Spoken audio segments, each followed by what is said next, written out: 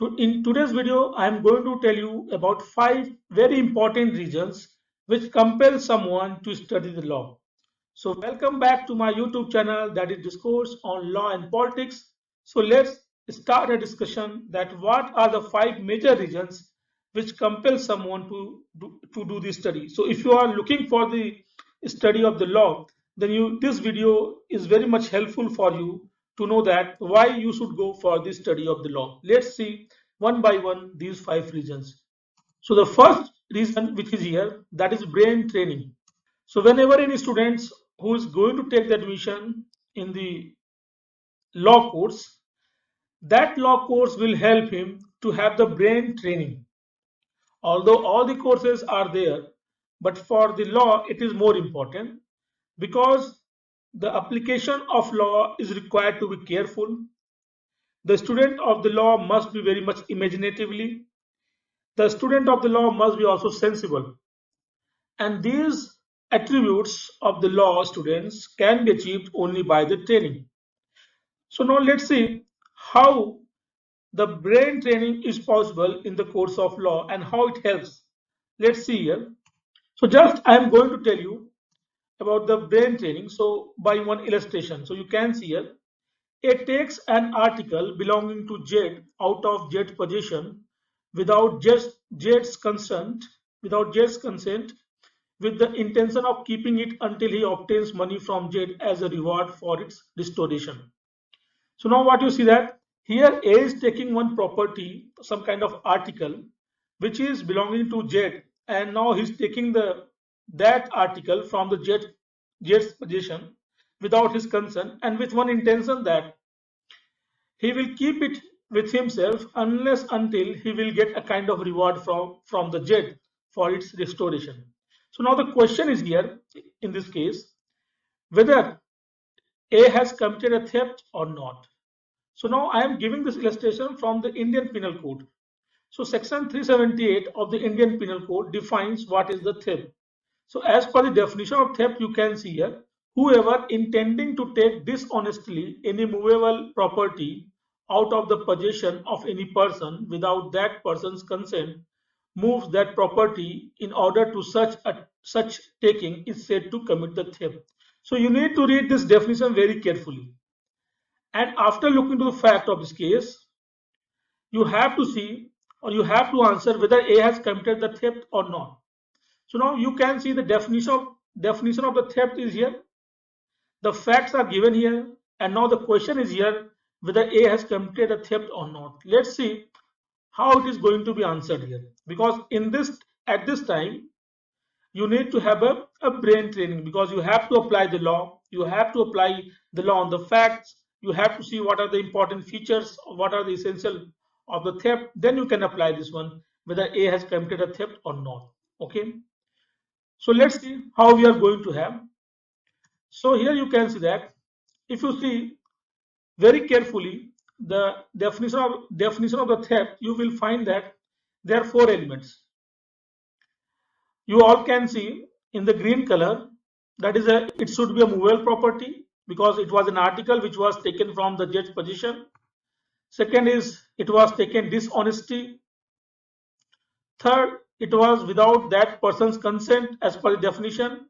So whenever someone has committed a theft, the prosecution has to prove these things, that there was some dishonest, it was a movable property, and it should be out of the possession of that person without that person's consent.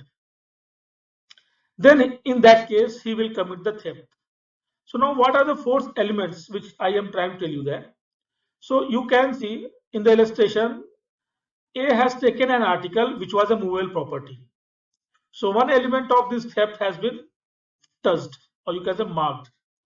Second is that there is need to have a dishonest intention. So you can see in the last illustration, A was going to keep that property till the Z is not going to give a kind of any reward to him for the restoration. So there was dishonest intention because he wanted to take some kind of monetary benefit. And third is it should be the movable property and it should be moved out of the position. So in that illustration, A had taken that article from Z's possessions and it was without the consent. So if you see, these four elements has been covered in the fact. So by looking into the facts and the definition of theft, we can say that yes, A has committed the theft. So now the entire fact which was there, you have to apply the law on the fact.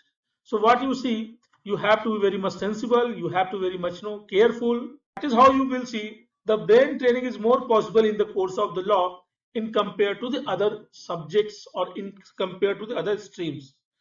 So second reason is rhetoric. Rhetoric usually we understood that it is no writing, reading, and just repeating the same thing again and again. Yes, it is like that, but it is very important here. Why it is important in the law? And when any students comes from school to the university, and if you ask that student to write an article, you will see that he is not in a position to write the article very effectively. He don't have very proper arguments in that essay, or he will have one side of opinion, he will not have the second side of the opinion.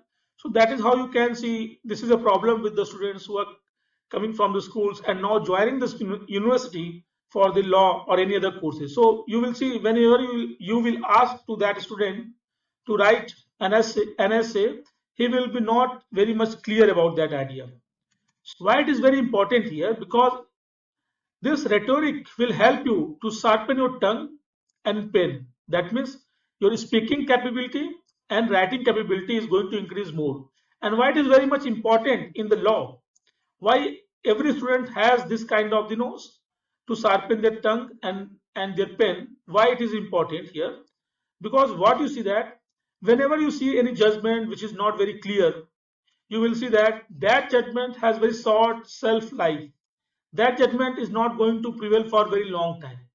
So if you will have very much clarity in your language, in your communication, and then you are writing some judgments, then the life of that judgment would be more in compared to other judgments. So if you just see any legal academic, a legal academician who is not in a position to make his thought very clear before the students, if he is not very much caliber to write his expression, then you will see that he is not going to be called no very much as a good academician also. So for legal academician also it is necessary that their communication and the pen skill, that means writing skill, should be very much good one. And because all these things happen because the law demands to express yourself very clear, and there should be very much clarity about that, about your expressions, about your communication, about your writing. Another problem which lawyer may face, that if any lawyer who is not in a position to speak properly or he is not in a position to write his thought very clear, then he can't give advices to their clients. Similarly, an advocate cannot argue properly effectively in the court because of the lack of the writing skill and lack of this communication skills. So how you can have this one? How you may develop this one? So for that, as a student, we need to expect write the essays, but it should be in more effective, in more argumentative manner. There must be some arguments. It should not be simply your thought. Your thought should be also supplied with the arguments, and that is how it is requirement for the law students. And if you want to develop these things and you want it to be a successful student, then you have to do very clearly in your speaking, that means communication, and in the writing, that means with your pen skill. It can be achieved only by practice, write. So you have to write more and more on that thing. You have to develop your writing skills. You have to develop, speak, write, that kind of the way you have to do. And then you will be able to have this one. So by this rhetoric, you will be able to develop the two skills, that is the pen skill, that means writing skills, and the second is the communication skills, that means speaking, tongue skill. So therefore this law course will help you for that. Third reason why anyone should join the law course, and the third is very interesting, it is politics. Join the law course. Why? Because you can see that in the politics you have to present your views. And how you can have, when you do the study of the law, you will develop a brain training and you will be able to get the cause and effect relationships. Why this policy is to be there, why this kind of the law is to be made. So you will be able to have your own views. And that is very much important so that you can be in a good position and you can contribute in the shaping the future society. Either it may be by the elections because you are more aware than the other students, other people, and also if you are looking for the politics as a career, then law is the perfect course for you because in that you will get the philosophies of the law, you will get the different provisions, laws of the India, and that is how I think the politics is another reason which is important role to play for the taking the course of law. The fourth reason is legal training. We had discussed about the brain training where you are going to apply your mind. Now, legal training, why it is important? Why legal training is important for everyone, not the student of only the law? Because we all live in the rule of law state, where the states have some restrictions. They can use their power with their limitations, and they may use that one. So when you are a part of the rule of law, where the state is limited one, their powers are very limited one, then you should know that in what situation this state can use its power, in what situation the state can't use that power. So for that, you need to have a proper legal training so that you can be a very good citizen also, aware citizen also. And usually what you see that we also enter into the various contracts. Sometimes you are looking for the property, sometimes you are looking for some kind of jobs. Then you are doing a kind of contract with your employees also, or as employer also. So then in that case, you need to know about your legal rights.